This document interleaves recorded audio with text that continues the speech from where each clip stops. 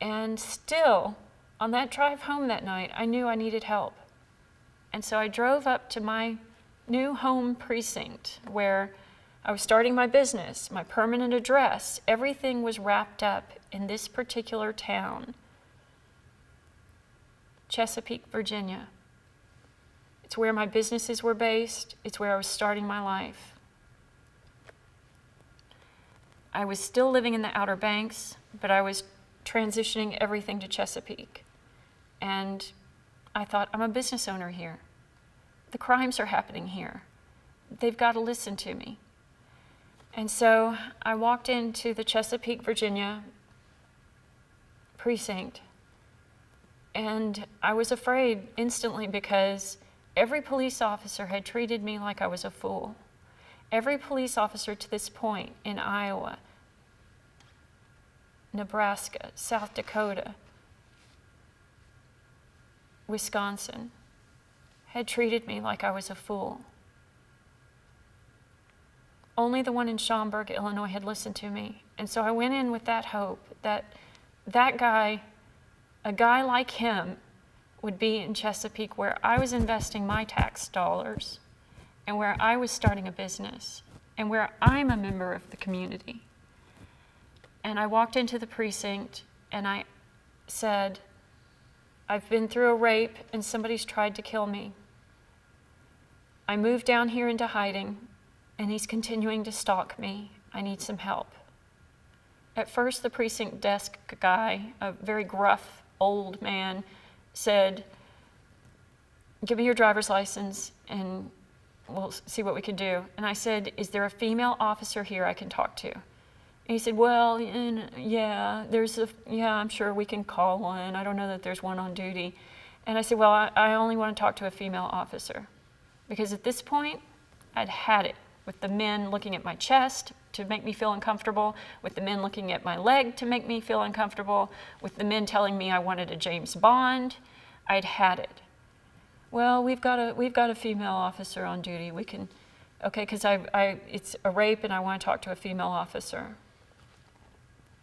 He looked at my driver's license and I was very uncomfortable because I remember thinking, there's a plexiglass wall. I'm in the lobby. It's echoing. And I remember thinking, now he knows everything about me, my name, and where I'm living. So if this goes badly, everybody knows where I am and where I'm living and my name.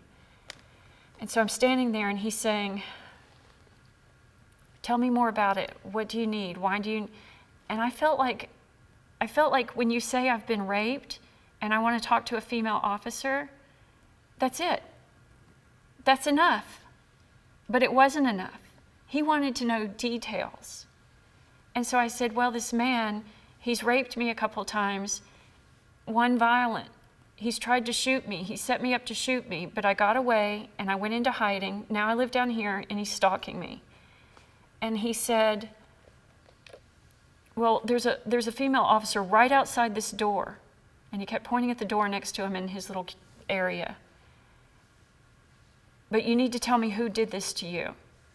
And I remember in my brain thinking, I don't have to tell you, because I said I need a female officer.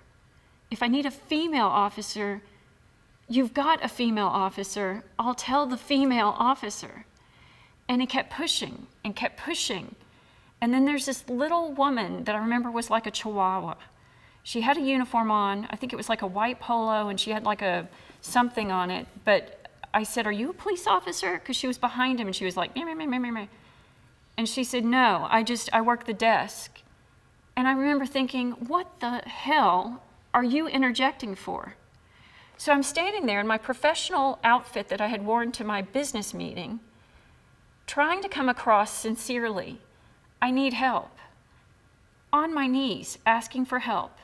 I need a female officer who's through that door, you said.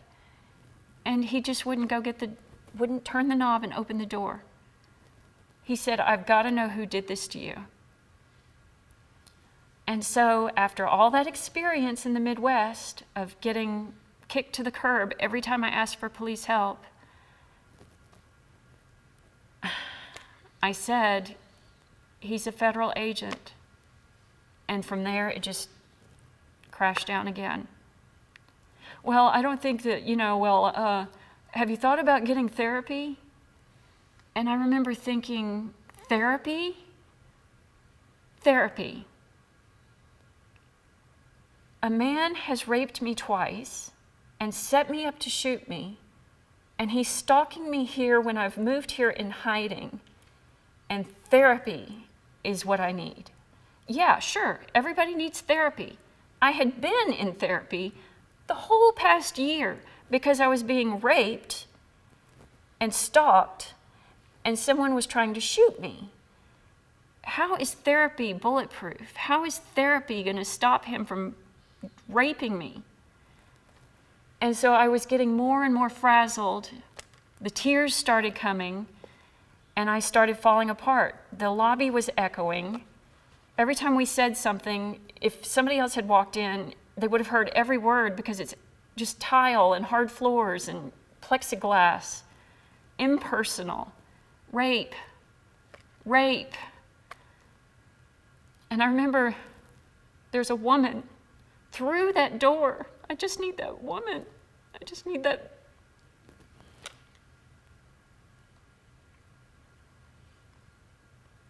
I just needed that woman so badly.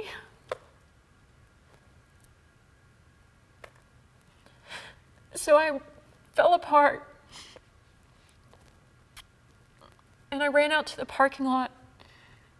And I was standing there. It was completely dark. And some officer pulled up in his black unmarked cruiser, and he gets out of his car and he walks over to me. He said, "Ma'am, are you okay? Is something wrong? Is there something I can do for you?" And I was starting to hyperventilate. And I remember I just kept saying, I need help, and this man won't help me. He tells me to get therapy. This man's trying to rape me. He keeps raping me and keeps trying to shoot me, and I need help. And he said, "Okay, calm down. Let's talk about this. He shouldn't have said that to you. If someone is hurting you, we need to help you.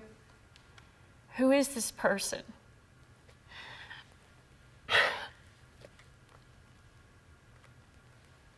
I remember feeling so completely like I kept betraying myself because I said, "He's a federal agent." And this little asshole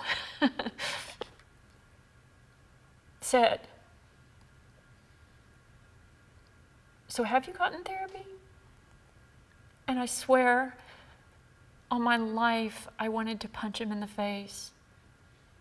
All 4 feet, 11 inches of him, I wanted to drill him into the ground. I don't know how I didn't get arrested. I don't know how. I just remember I was shaking and crying, and he kept looking down at my skirt.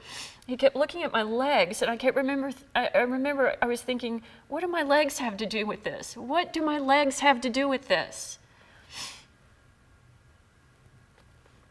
And I ran to my car, and I thought, great, my license plate's right there for him to see. This isn't the last I'm going to hear of this.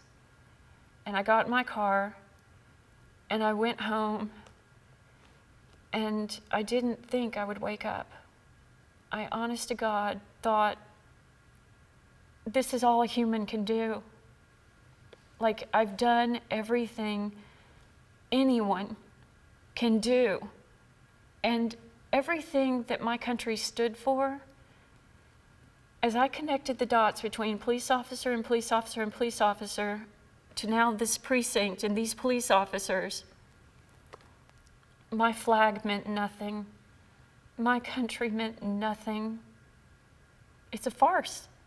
I kept telling myself, this is a joke. I had babies in Germany, and it's all propaganda. It's all a joke. Nobody cares about us. One person. Nobody cares about one person. I'm a good citizen. I'm a good human. Just make the man go away. Make him stop. Take his phone away. Take his Washington, D.C. Supervisory Special Agent for the U.S. Department of State, BlackBerry, go away. so that he can't stalk me anymore, so that he can't dial my phone number. So I went to bed, and I woke up the next morning, and there's space and time there, and I don't know what happened, but I woke up and makeup had run down my face, tears. And again, I thought, I'll be damned.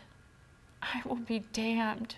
Like, I felt like I kept being pushed to the very edge of human capability. And then I would wake up and I would say, I'll be damned. But I was getting tired of it. I was so tired.